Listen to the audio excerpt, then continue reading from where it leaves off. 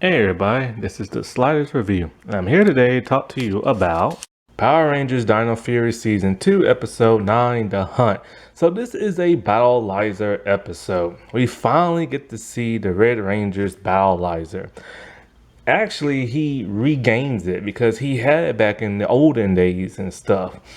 And so there's a unique story with this Battleizer and what happened to it and stuff like that. And so, this episode, it was a pretty good episode. There was some silliness into it, which I'm so sick and tired of the humor in Power Rangers lately. I blame Disney for this because they the one who reintroduced it and stuff. After in the Fox Kids era, they had stopped it after a while. But anyway, I just found that the humor is pointless. Some characters that do the humor is pointless.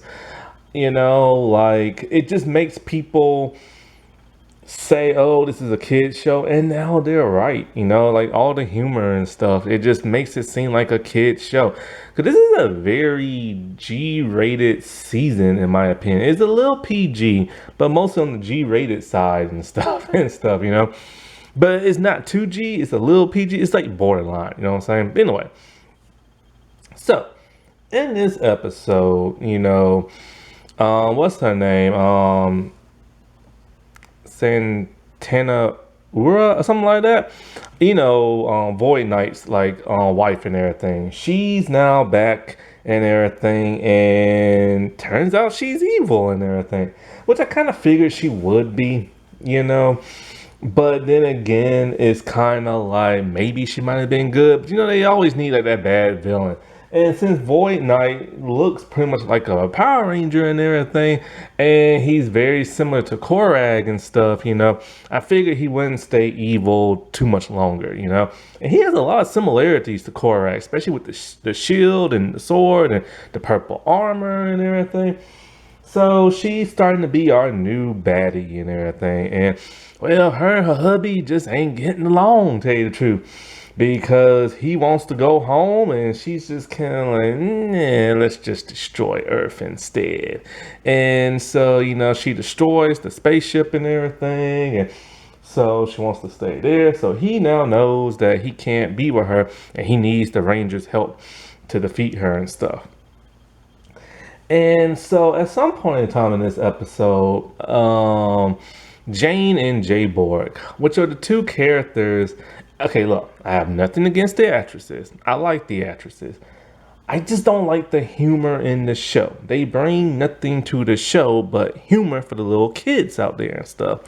And so, they thought they saw a ghost, attacking the man. The man disappeared. So they're like, oh no, a ghost. So they tell Amelia and them. And Amelia's all like, what? A ghost? Gotta be real. Gotta go find it. And Ollie's just like, man, are you crazy? And so, anyways, they want to go and investigate, you know what I'm saying? So all the Rangers to go and investigate and everything, and then they find Void Knight, or technically I should say Tarek now, because he's in his human form. And so he's just pleading with the Rangers, oh, I'm good now, and all this other stuff. He had to stop my wife, and blah blah blah blah. And he tells them all what happened many years ago when she got hurt and why he started doing the bad stuff he did. It was all for his wife and to resurrect her, kind of like a Mr. Freeze and like a Nora Freeze type situation. And so the Rangers ain't having it. They ain't believing this man, except for Harvey and everything. And so especially Zato, man. Zato's like, screw you, dude. I don't believe you and everything. And so he's all like, all these times you tried to kill us and blah blah blah and unleash the Sporax and blah blah blah. And man, why should I trust you? And so he's just pleading and everything. And Harvey's trying yo, man, he helped us out last time. And Zato's like, man, I don't care. I will go all Will Smith on his face. And so pretty much they still gotta investigate that ghost. A ghost? Come on, man. I'm sorry, but who watches Power Rangers nowadays? It's not little kids. It's mainly grown people in their 40s and 50s. And so Um, I think something happened. I forget. Something, and Sauron, and like they're trying to see if like that he's telling the truth or whatever, and all this other crap. But in a way, Santana Rua, whatever her name is, has now turned into Void Queen, and I'm just kind of like, oh man, couldn't we just have like a human baddie and everything? And because like now she looks very much like Sentai looking and stuff, monstrous, with the almost like Jester, Harley Quinn, like clown type face and the mouth that doesn't move and the eyes that don't move. So she's one of those like, generic monsters and stuff like that from like the Nickelodeon era and stuff. And so, she like created this monster and everything. And so like he's supposed to like trap the Rangers and stuff, right?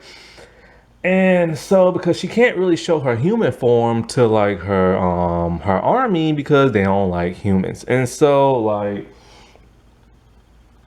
the monster ended up trapping like the Rangers, leaving only Tarek, Zato, and Harvey left and stuff.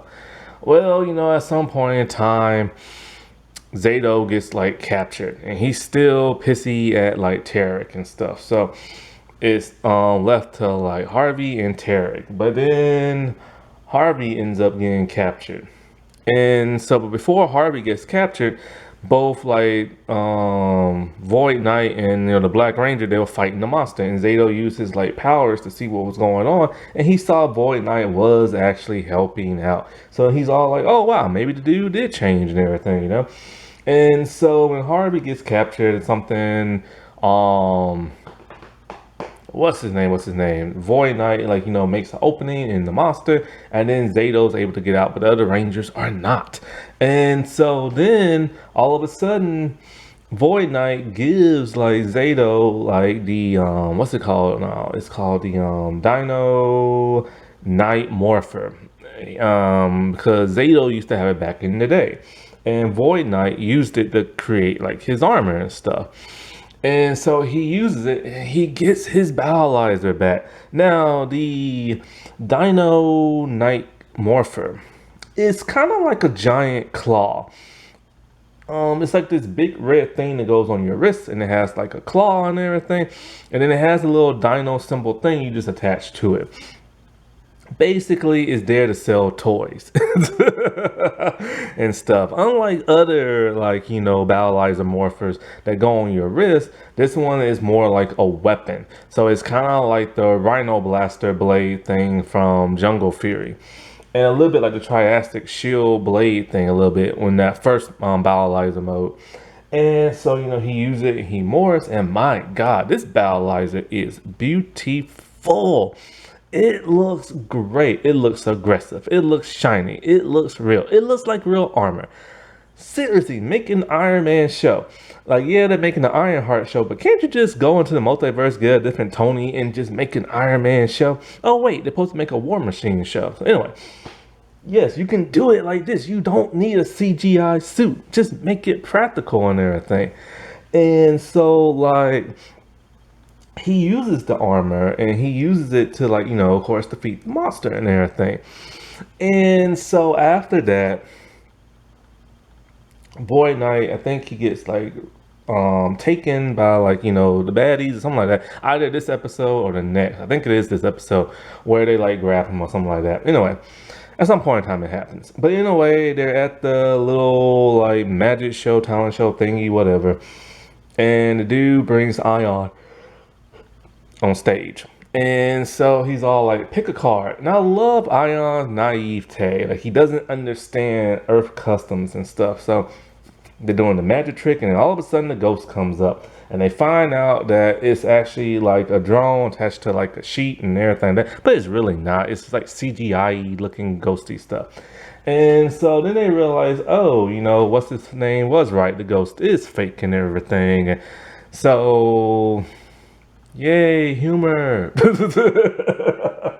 And so, like, yeah, at least the dude gets his battleizer and he uses it in the next episode. However, like, when this was weird. Like, okay, Back when Battleizers first came out, only the Red Rangers had them in the Fox Kids era.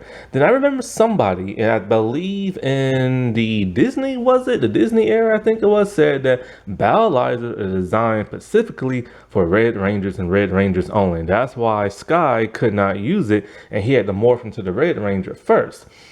Then the Nickelodeon era came out, and then all of a sudden, like, other Rangers can start using the Red Ranger's battle eyes, and I'm just like, why?